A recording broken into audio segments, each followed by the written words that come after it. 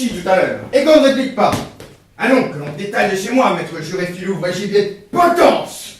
Je n'ai jamais vu de si méchant que ce maudit vieillard, et je pense, sauf correction, qu'il a le diable au corps. Tu murmures entre tes dents. Pourquoi me chassez-vous? C'est bien à toi, Pandare, à me demander des raisons. Sors d'ici, que je ne t'assomme. Qu'est-ce que je vous ai fait?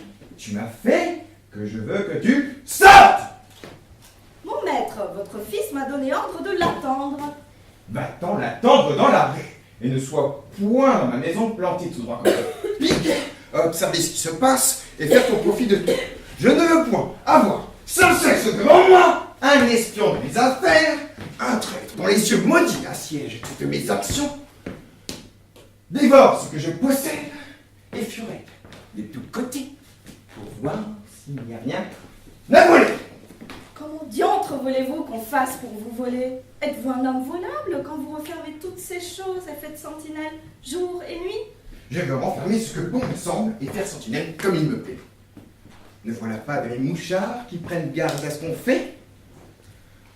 Je tremble qu'elle n'ait soupçonné quelque chose de mon argent.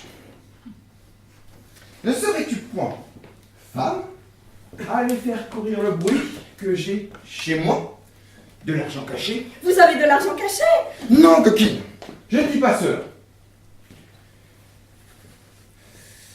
J'enrage! Je demande si malicieusement tu n'irais pas faire courir le bruit que j'en ai. Et que nous importe que vous en ayez ou que vous en ayez pas, si c'est pour nous la même chose.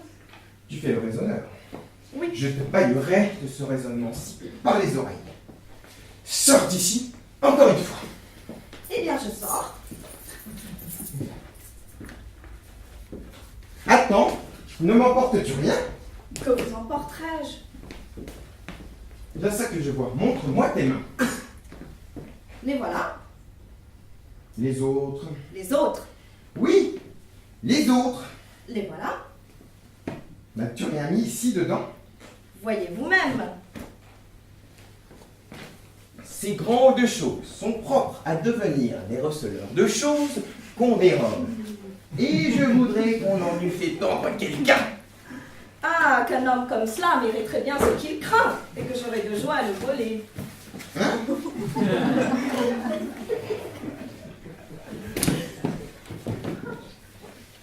Quoi?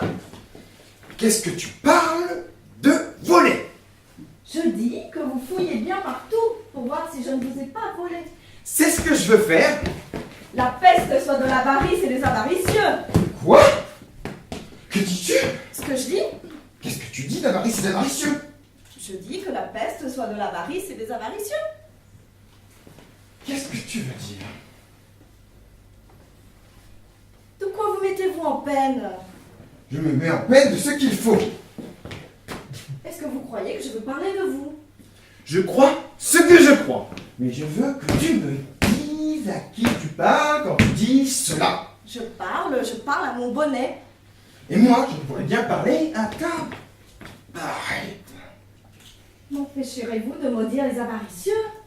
Non, mais je t'empêcherai de jaser et d'être insolent. Tais-toi! Je ne nomme personne. Je te rosserai si tu parles. Qui se sent m'en veut, qu'il se mouche. Te tairas-tu? Oui, malgré moi. Ah ah. Tenez, voilà encore une poche. Êtes-vous satisfait? Allons.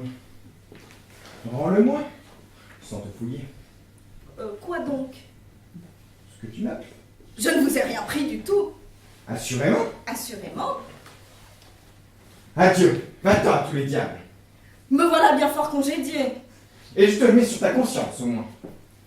Ne voilà pas un Pandare de vallée qui m'accommode fort. Et je me plais point à voir ce chien de boite là.